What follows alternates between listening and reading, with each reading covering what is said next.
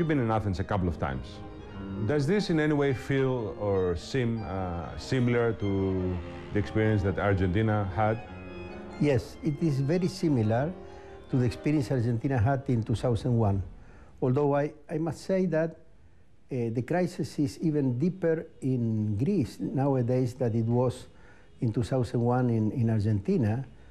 Also, the problems seem to be greater here in Greece than they were in Argentina. But in favor of Greece, this country is getting support from Europe and from the IMF that Argentina did not get in 2001.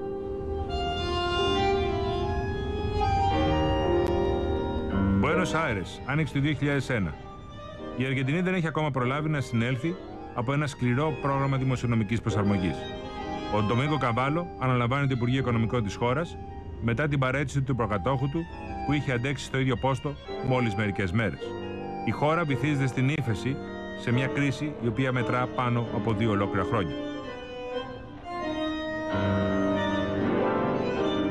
You went through structural changes, privatization, and so on. What went wrong there, you think? Argentina was pegged to the dollar. Actually, the dollar was the currency of Argentina, the same way as the euro is the currency of Greece these days. But at that time, the dollar became very strong.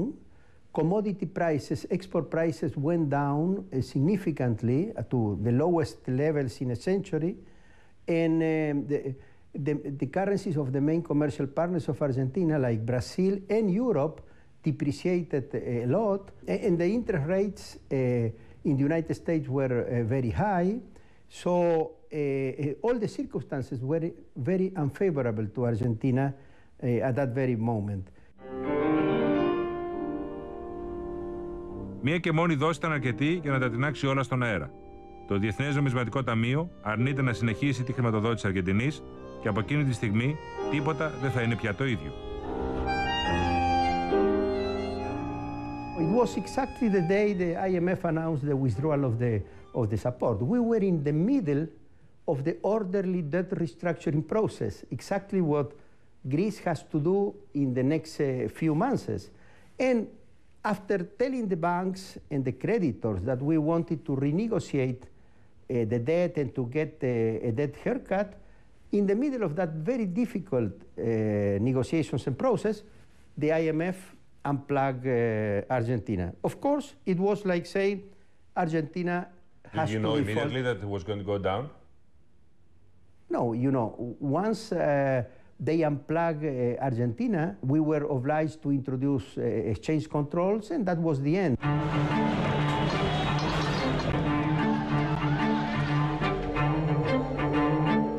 Because people thought if now we cannot get dollar bills from the banks, that means that there will be a devaluation, and people rioted.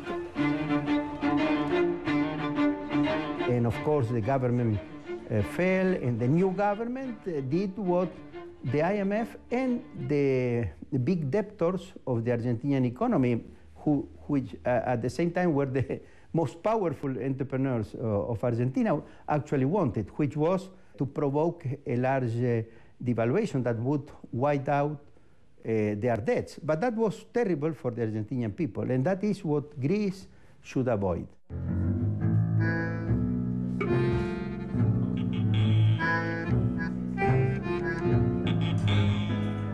Ο Καβάλο, που βρέθηκε στην Αθήνα για λίγες μόνο ημέρες, θέλησε σε όλους τους τόνους να μας εξηγήσει ότι η Ελλάδα και η Αργεντινή δεν πρέπει να ακολουθήσουν την ίδια πορεία.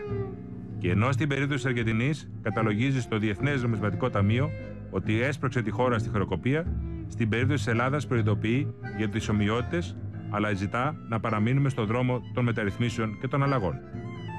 Όπως λέει, το σημαντικό είναι να μην τους αφήσετε να τραβήξουν εκείνη την πρίζα. What would be your advice? I mean, do you think they're in danger of repeating the mistake they did in Argentina, pulling the plug at a critical moment? I think Greece should avoid giving any excuse for Europe to unplug Greece. I understand that, of course, the Troika will always demand more and more reforms. But to the extent that those reforms are necessary, and I think they are necessary, Greece should do its best to implement those reforms and not create any doubt on the size of Greece. Because if Europe unplugs Greece, the consequence will be terrible for this country.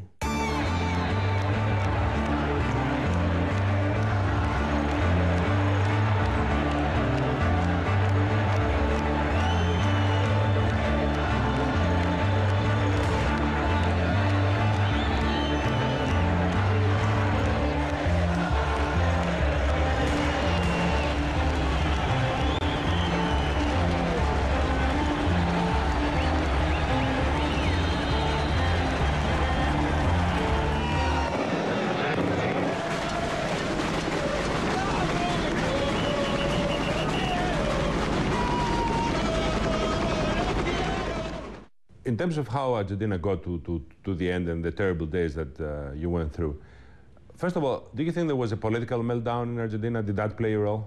Yes, because the opposition that was governing the main provinces, that is the local government, even though in parliament supported the fiscal reforms, then did not implement them in the local government. And that gave to the IMF an excuse to say that Argentina was not implementing the fiscal reforms. As they were in the opposition at the national level, they moved all these people to Plaza de Mayo to request changes in federal policies. That provoked the fall of de la Rúa's government, where I was the economic minister. And after the fall of de la Rúa's government, a former governor of the province of Buenos Aires took power, and he decided to default. He decided to transform all assets and liabilities of Argentina from dollars into pesos, and that generated a terrible devaluation of the new peso. Actually, the price of the dollar jumped from 1 to 3. Of course, that benefited the very indebted industrialists and provinces, but it was the ruin of the middle classes that lost their life savings. And unemployment jumped from 18% to 24% in just a quarter. And real wages and salaries were reduced because of the inflation to 2/3 of the level that they had before. And inflation the first year in 2002 was 40%. From zero that had been in 2001.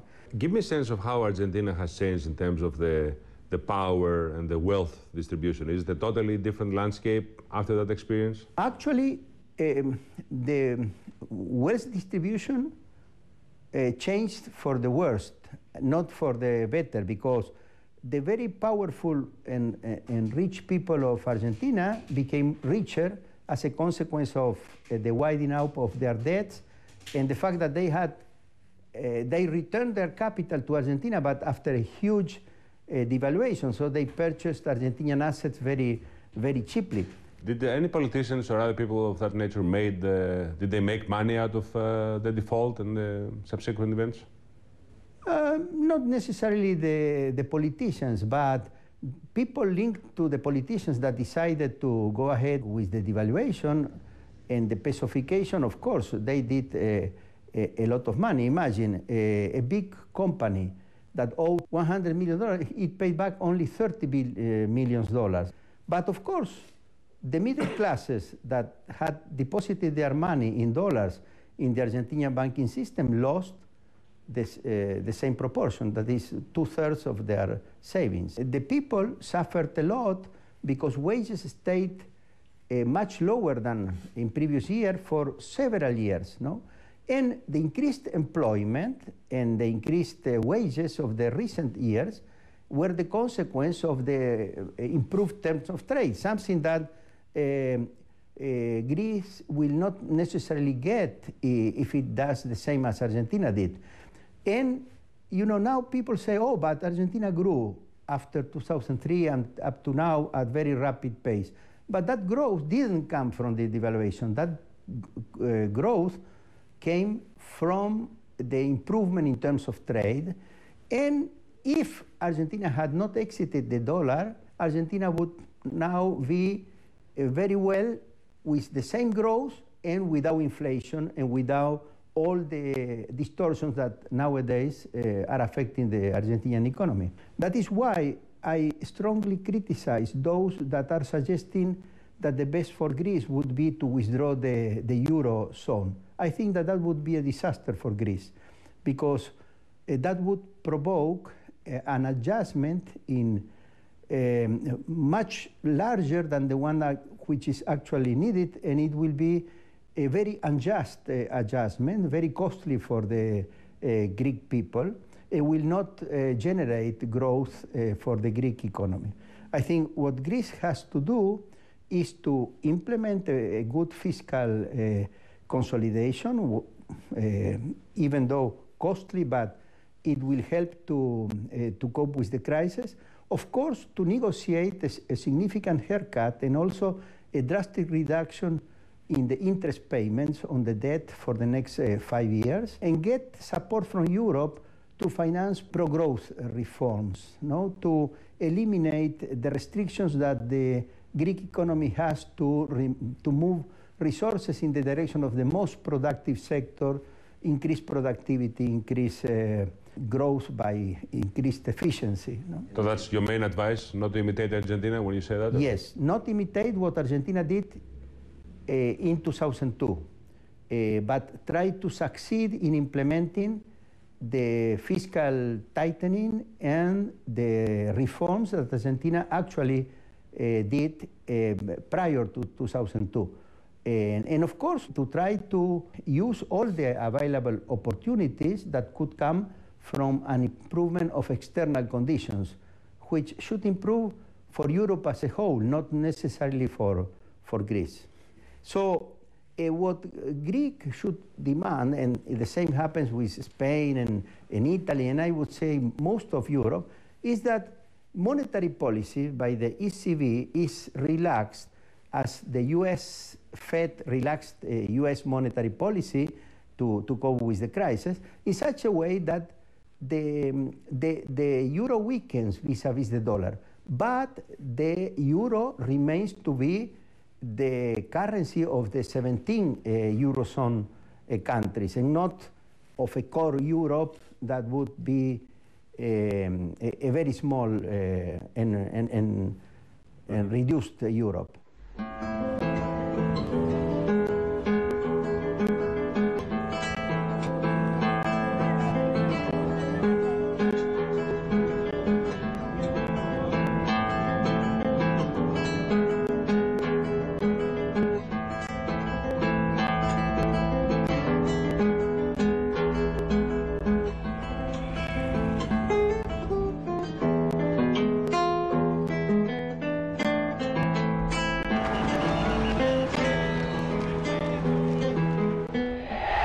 Κυρίες και κύριοι, ελπίζω ότι αυτή η συνέντευξη θα μας προβληματίσει και θα σας προβληματίσει, θα προβληματίσει όλους μας σε πάση περιπτώσει.